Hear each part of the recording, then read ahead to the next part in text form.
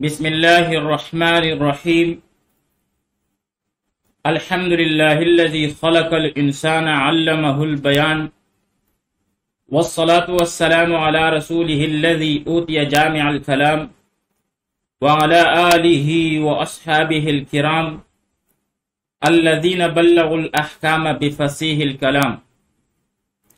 آج دروس البلاغہ میں ہمارا 45 نمبر سبق ہے، جس میں ہم اتناب کی بقیہ اقسام کے بارے میں پڑھیں گے. آئیے عبارت کی طرف بڑھتے ہیں. وَمِنْهَا الْاعْتِرَاضُ، اور اتناب کی چھٹی قسم جو ہے وہ اعتراض ہے. وَهُوَ تَوَسُّطُ لَفْظٍ، اور وہ کسی لفظ کو لانا ہے بین اجزاء جملتن، جملے کے اجزاء کے درمیان، او بین جملتین مرتبطتین معنن، یا ایسے دو جملوں کے درمیان لانا جبکہ وہ دونوں جملے جو ہیں معنی کے اعتبار سے ایک دوسرے کے ساتھ مربوط ہوں. اور اس لفظ کا لانا جملے کے اجزاء کے درمیان یا جملے کا لانا دو مربوط جملوں کے درمیان، یہ جو ہے کسی مقصد اور فائدے کے لیے ہوتا ہے. اس لیے فرماتے ہیں لغرض. بھائی اتناب کی چھٹی قسم جو ہے وہ اعتراض ہے، جس میں کسی لفظ کو جملے کے اجزاء کے درمیان لایا جاتا ہے یا ایسے دو جملوں کے درمیان لایا جاتا ہے جو معنی کے اعتبار سے ایک دوسرے کے ساتھ مربوط ہوں. اور یہ اعتراض جو ہے یعنی جملہ معترضہ لانا، یہ کسی مقصد اور فائدے کے لیے ہوتا ہے، کیونکہ اتناب کے بارے میں ہم پڑھ چکے ہیں کہ اتناب جو ہے وہ کسی فائدہ اور مقصد سے خالی نہیں ہوتا. نہ ہو جیسے ان 80، بے شک 80 برس کی عمر نے وَبُلِّغْتَهَا، اور تم بھی اس عمر تک پہنچائے جاؤ.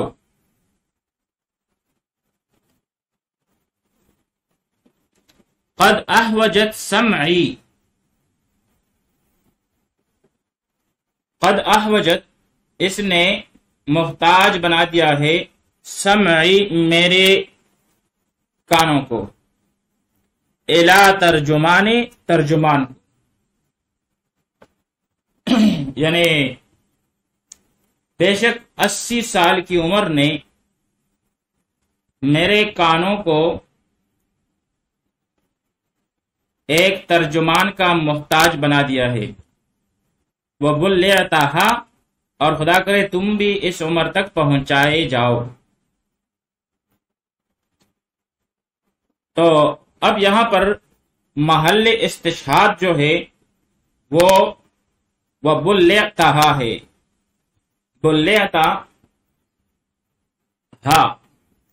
بُلِّغْتَهَا یہ ماضی مجہول کا سیاہ ہے، اور تا اس میں ضمیری مرفوع متصل مرفوع محلن ہو کے اس کے لیے فاعل ہے، اور ہا ضمیری منصوب متصل محلن منصوب ہو کے یہ مفعول بھی ہے.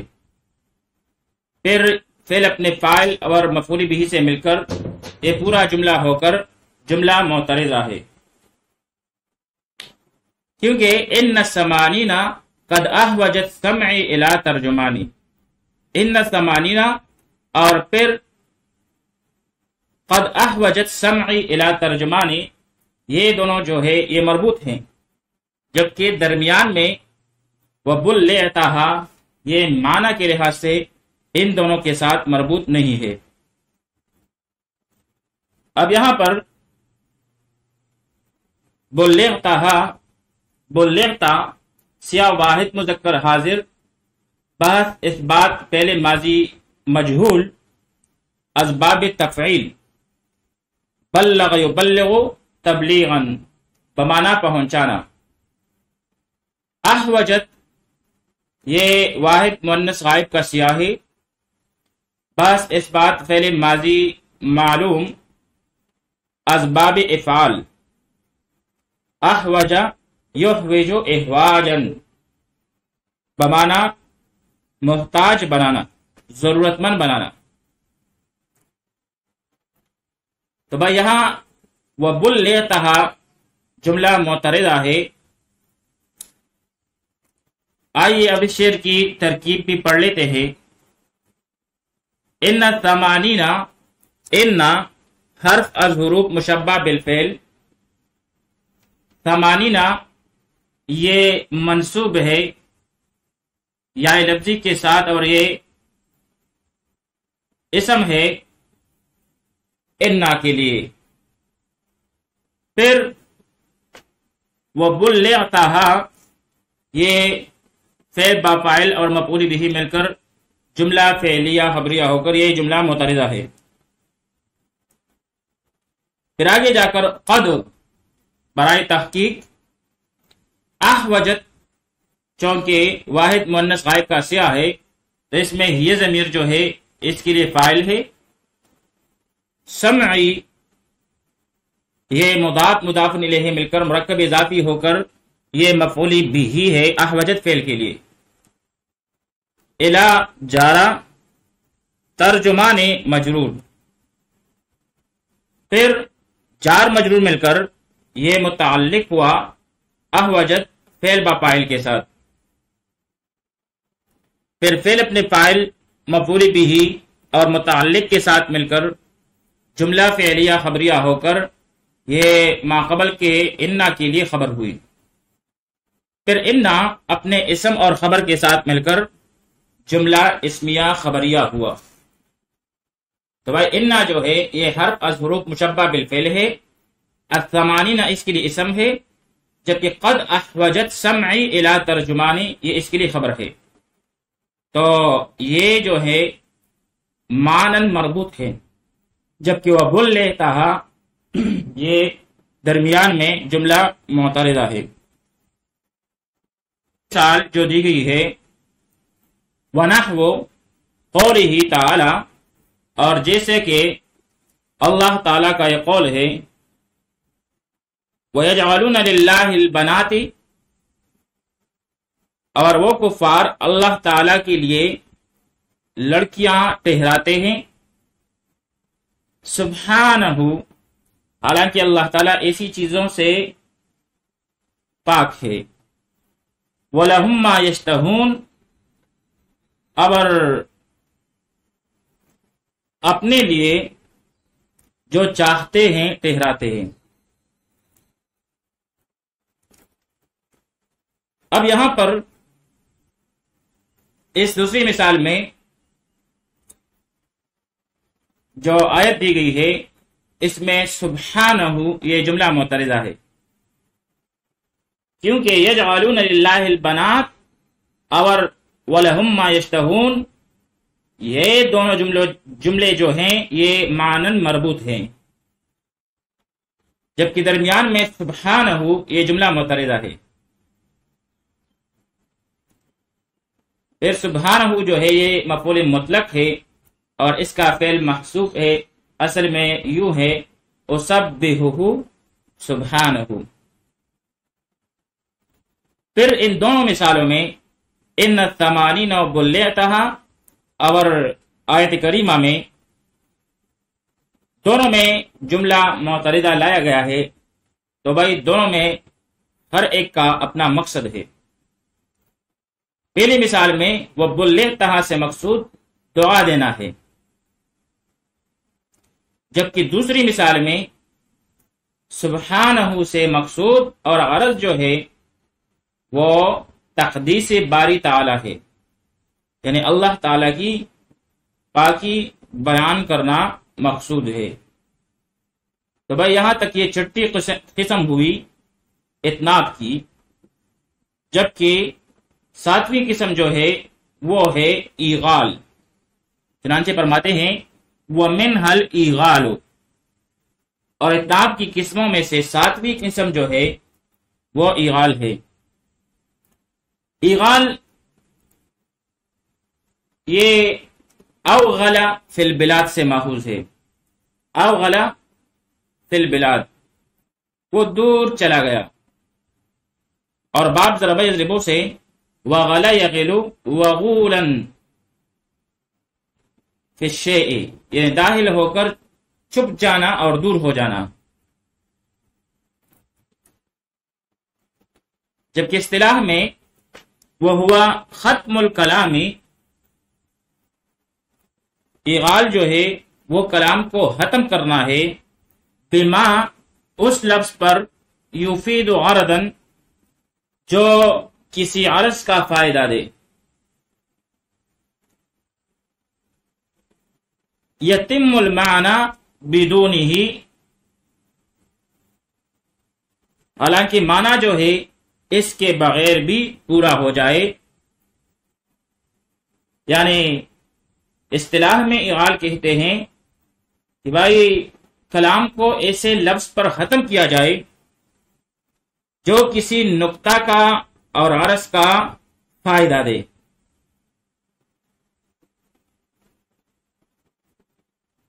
لیکن اس کے بغیر بھی معنی مرادی پورا ہو جائے۔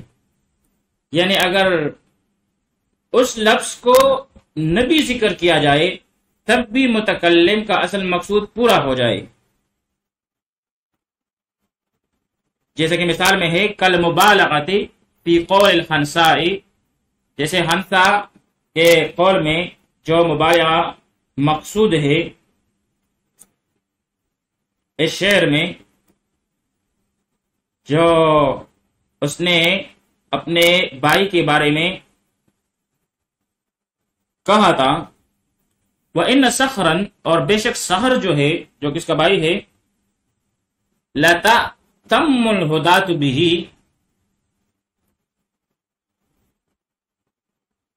تمام رہبران قوم جو ہیں خدا یہ پیروی کرتے ہیں صخر کی، كَأَنَّهُ عَالَمٌ، گویا کہ وہ ایک پہاڑ ہے، فِي رَأْسِهِ نَارٌ، جس کی چوٹی میں آگ جل رہی ہے۔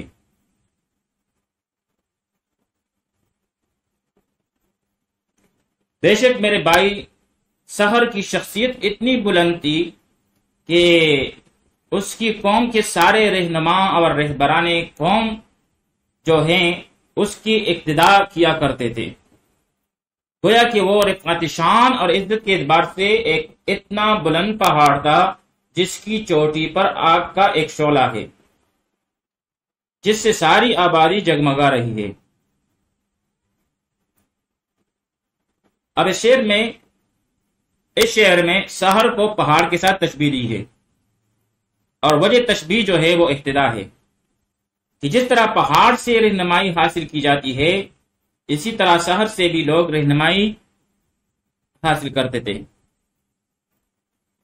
جبکہ محل استشہاد جو ہے اس شعر میں وہ فی رأسہ نارن،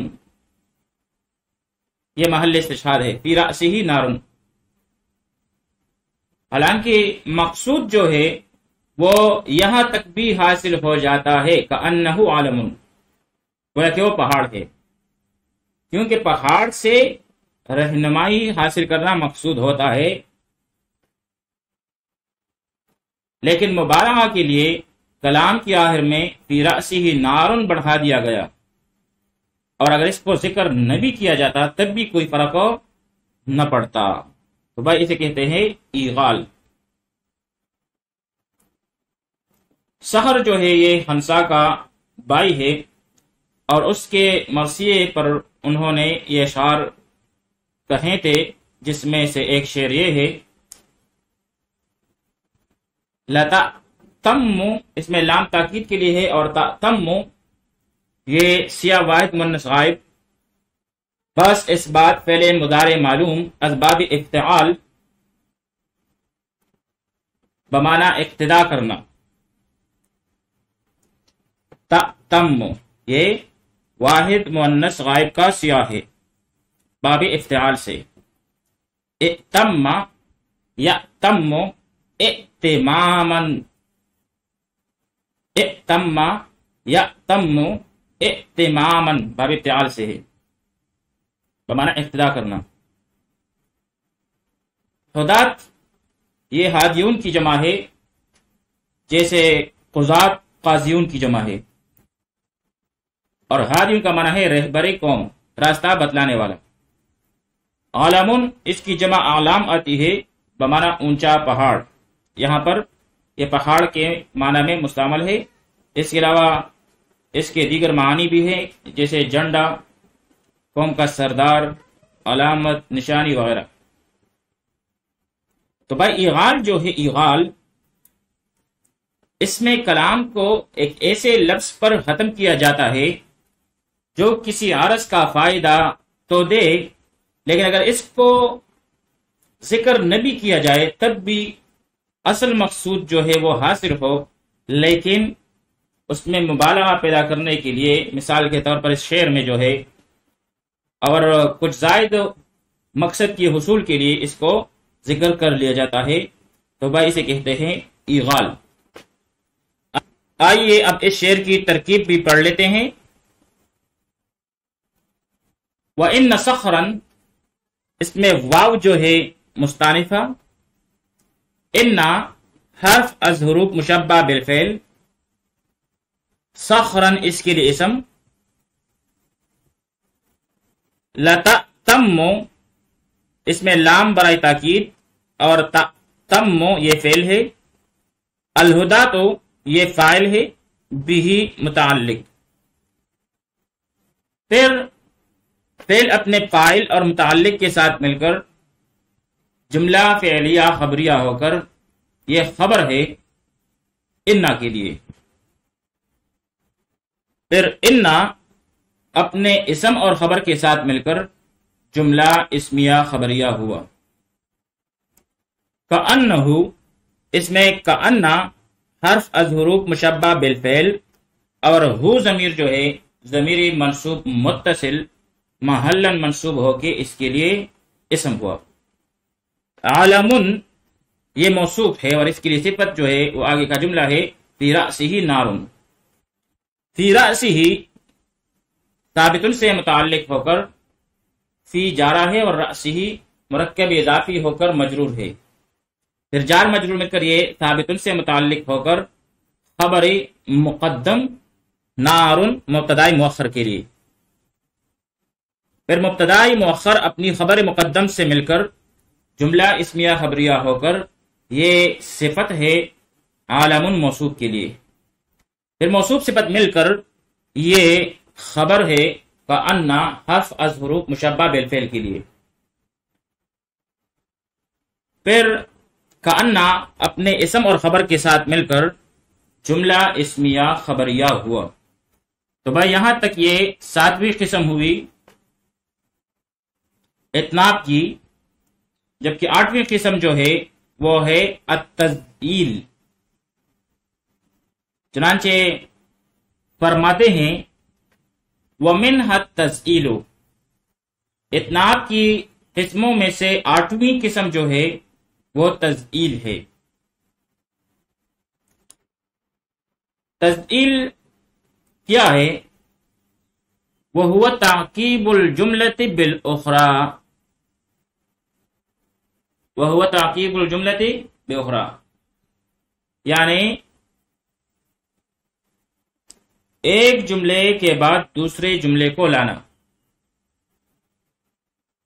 لغت میں تزئیل کہتے ہیں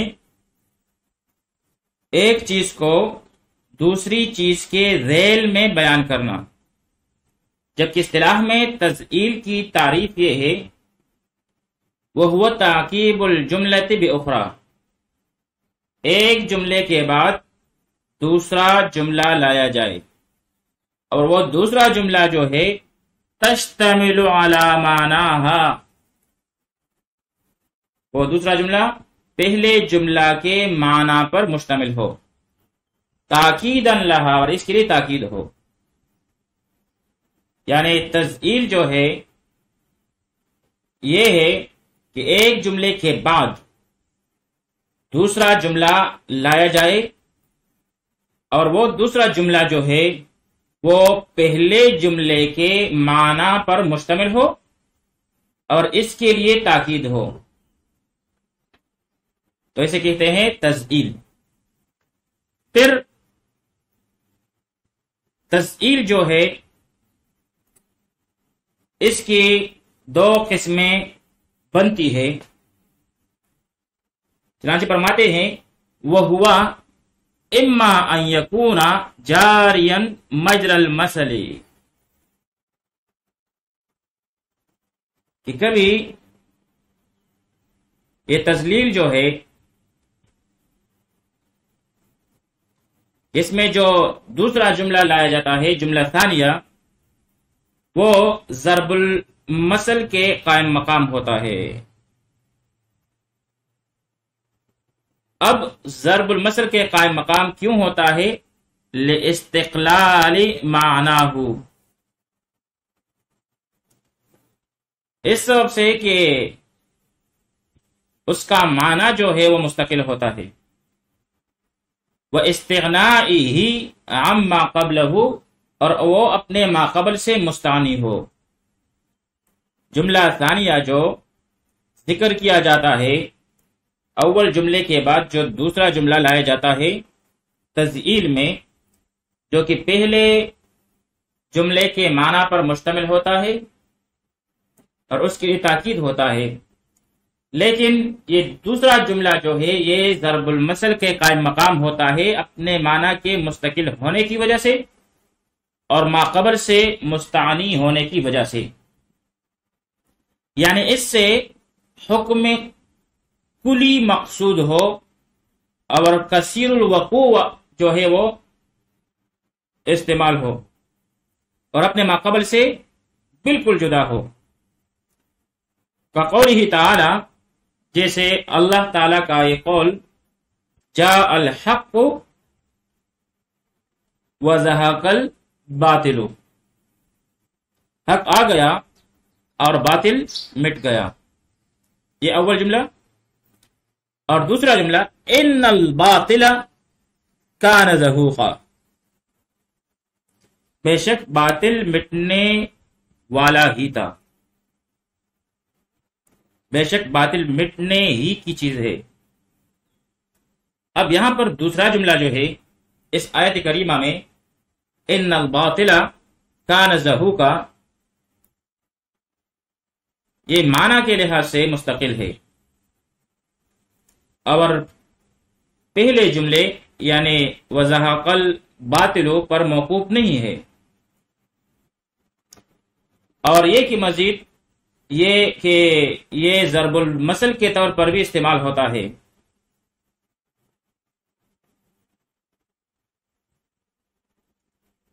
تو اب یہاں پر ان الباطل کان زہوقا یہ بطور تزئیل لایا گیا ہے، کیونکہ پہلے جملے کے معنی پر مشتمل ہے اور تاکید بھی ہے، لیکن یہ چونکہ ضرب المثل کے طور پر بھی مشہور ہے تو لہذا یہ تزئیل کی اول قسم ہوئی، جس میں دوسرا جملہ جو ہے اپنے معنی کے استقلال کی وجہ سے اور ما قبل سے مستغنی ہونے کی وجہ سے ضرب المثل کے طور پر مشہور ہوتا ہے. تو بھائی یہ اول قسم ہوئی تزئیل کی، جبکہ دوسری قسم جو ہے وَإِمَّا يَكُونَ غَيْرَ جَارٍ مَجْرَى الْمَثَلِ، اور یا تو یہ جملہ ثانیہ جو ہے یہ ضرب المثل کے قائم مقام نہیں ہوگا. کیوں؟ لِعَدَمِ اسْتِغْنَائِهِ عَمَّا قَبْلَهُ، یعنی اس کے ما قبل سے مستغنی نہ ہونے کی وجہ سے. یعنی دوسری قسم یہ ہے کہ جملہ ثانیہ ضرب المثل کے قائم مقام نہ ہو اور افادہ معنی پر مستقل بھی نہ ہو بلکہ ما قبل پر موقوف ہو. فقولہ تعالی، جیسے اللہ تعالی کا یہ قول ہے ذالک جزیناہم بما کفروا، ان کو یہ سزا ہم نے دی ان کی کفر کی وجہ سے۔ وَهَلْ نُجَازِي إِلَّا الْكَفُورَ، اور ہم ایسی سزا بڑے ناسفاس اور تکذیب کرنے والے کو ہی دیتے ہیں۔ اب یہاں پر وَهَلْ نُجَازِي إِلَّا الْكَفُورَ جو کہ جملہ ثانیہ ہے، یہ ضرب المثل کے قائم مقام نہیں ہے، یعنی مشہور جملہ نہیں ہے، جس طرح کہ ان الباطل کان زہوقا مشہور اور ضرب المثل کے طور پر استعمال ہوتا ہے۔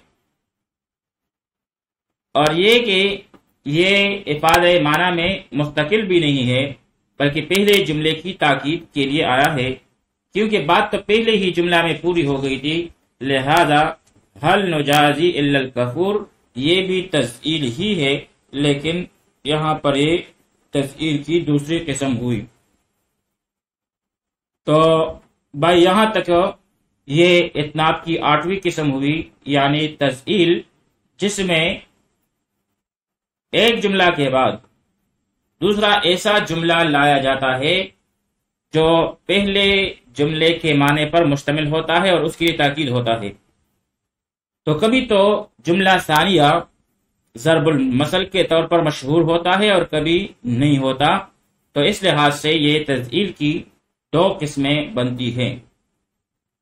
پھر 9ویں قسم اتناب کی وَمِنْهَا الْاحْتِرَاسُ، 9ویں قسم جو ہے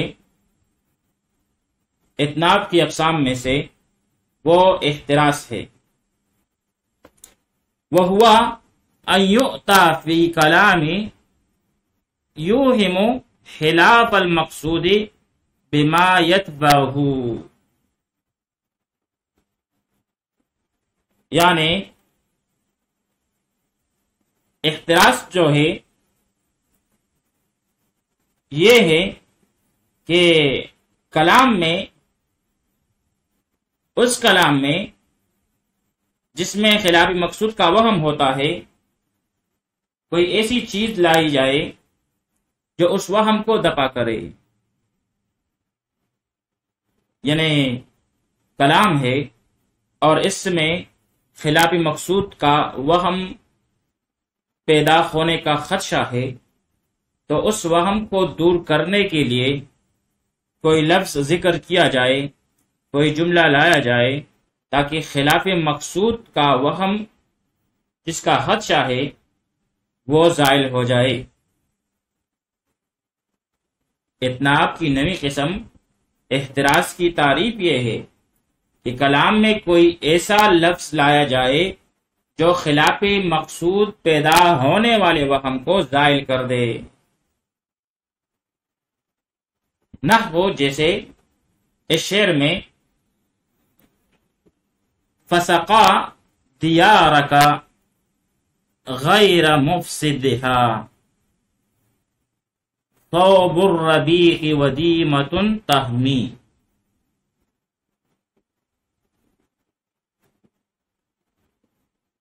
فسقا سیراب کر دے، سیراب کر دے، دیارک تیرے بستی کو، تیرے گھر کو، صوب الربیع موسم بہار کی بارش، ودیمۃ تحمی اور موسلادھار بارش، جم کر برسنے والی بارش، غیر مفسدہا اس حال میں کہ وہ ملک میں، وہ بستی میں کسی قسم کی خرابی پیدا نہ کرے، یعنی موسم بہار کی بارش ثوب الربیع، ودیمۃ تحمی اور موسلادھار بارش، جم کر برسنے والی بارش، سقا دیارکا تمہاری بستی کو سیراب کر دے، سرسبز و شاداب کر دے، غیر مفسدہا اس حال میں کہ وہ بستی کو کسی قسم کا نقصان نہ پہنچائے۔ اب یہاں پر اس شعر میں سقا جو ہے، سقا یہ واحد مذکر غائب کا سیاہ ہے۔ بحث اس بات پہلے ماضی معلوم اسباب ضرب یضربو، سقا یسقی سقین بمعنی سیراب کرنا، پانی پلانا۔ دیارن یہ جمع ہے دارن کی بمعنی گھر، لیکن یہاں اس سے مراد بستی یا ملک ہے۔ غیر مفسدہا مفسدن یہ واحد مذکر اس میں فاعل کا سیاہ ہے باب افعال سے، افسد یفسد افسادا باب افعال سے ہے، بمعنی خراب کرنا، فساد کرنا۔ جبکہ غیر مفسدہا یہ یہاں پر سقا کے ضمیر سے حال ہے۔ صوب بمعنی بارش، اور باب نصر ینصرو سے صاب یصوب صوبن بمعنی خوب بارش برسنا۔ الربیع بمعنی موسم بہار۔ دیمتن بمعنی بارش، مسلسل بارش جس میں گرج اور چمک نہ ہو۔ اور دیمتن ایسی مسلسل بارش کو کہتے ہیں جس کی اول مدت 3 دن اور 3 راتیں اور اکثر مدت 1 ہفتہ ہو۔ تہمی یہ بھی واحد مذکر غائب کا سیاہ ہے۔ بعض اس بات پہلے مضارع معلوم سے باب ضرب یضربو سے ہے۔ ہما یحمی ہمین بمعنی جاری ہونا، پانی جاری ہونا۔ تو بھائی یہاں پر محل استشہاد جو ہے وہ غیر مفسدہا ہے، کیونکہ اس نے اس وہم کو دور کر دیا جو کلام کے پہلے حصے میں پایا جاتا تھا۔ اب وہ وہم کیا تھا؟ وہم یہ تھا کہ جب اس قدر زوردار بارش ہوگی تو سارا ملک غرق ہو کے تباہ ہو جائے گا، تو گویا یہ جملہ جو ہے، یہ شعر جو ہے، یہ بد دعا کے کبیر سے ہو جاتا، اور یہ متکلم کے مقصد کے خلاف تھا۔ تو بھائی اس وہم کو دور کرنے کے لیے غیر مفسدہا لایا گیا تاکہ یقین ہو جائے کہ شاعر نے دعا کی ہے کہ بھائی ایسی بارش ہو جس سے ملک کو کسی قسم کا نقصان نہ پہنچے۔ تو یہاں پر غیر مفسدہا یہ ذکر کر کے گویا اس کی طرف اشارہ کیا گیا اور اس وہم کو دور کیا گیا۔ حالانکہ کلام جو ہے اس کے لیے اس کے بغیر بھی پورا تھا۔ تو بھائی یہاں تک یہ احتراس جو کہ نئی قسم ہے اتناب کی، اس کی بات ہوئی۔ احتراس میں کلام کے اندر ایسا لفظ ذکر کیا جاتا ہے جو خلافی مقصود پیدا ہونے والے وہم کو ظاہر کر دیتا ہے۔ آئیے اب اس شعر کی ترکیب بھی پڑھ لیتے ہیں۔ فسقا اس میں فا تفسیریہ، سقا فعل، دیار کا مرکب اضافی ہو کر مفعول بھی، غیر مفسدہا یہ مسلسل مرکب اضافی ہو کر یہ حال مقدم ہے، اس کو سقا کے ضمیر سے بھی حال بنا سکتے ہیں۔ صوب الربیع مرکب اضافی ہو کر معطوف علیہ، واو عاطفہ، دیمت موصوف، تہمی یہ جملہ فعلیہ خبریہ ہو کر صفت، پھر موصوف صفت مل کر مرکب توصیفی ہو کر معطوف، پھر معطوف علیہ اور معطوف مل کر ذوالحال، پھر حال اور ذوالحال مل کر یہ فاعل ہوا، پھر فاعل اپنے پھر فعل اپنے مفعول بھی اور فاعل کے ساتھ مل کر جملہ فعلیہ خبریہ ہوا۔ پھر 10ویں قسم جو ہے اتناب کی اور آخری قسم ہے وہ ہے التکمیل۔ چنانچہ فرماتے ہیں وَمِنْهَا التَّكْمِيلُ، اور اتناب کی قسموں میں سے ایک جو ہے وہ 10ویں قسم وہ تکمیل کی ہے۔ تکمیل کی تعریف کیا ہے؟ وَهُوَ أَن يُؤْتَى بِفُضْلَةٍ تَزِيدُ الْمَعْنَى حُسْنًا، یعنی تکمیل کی تعریف یہ ہے کہ کلام میں کوئی ایسا لفظ بڑھا دیا جائے جو معنی کے حسن کو بڑھا دے، یعنی معنوی حسن اور خوبی پیدا کرنے کے لیے مکمل کلام میں کسی ایسی چیز کا اضافہ کر دیا جائے جس کے بغیر بھی کلام کے معنی درست ہوں۔ جیسے مثال کے طور پر وَيُطْعِمُونَ الطَّعَامَ عَلَى حُبِّهِ، اب اس آیت میں عَلَى حُبِّهِ لفظ کا اضافہ کیا گیا ہے۔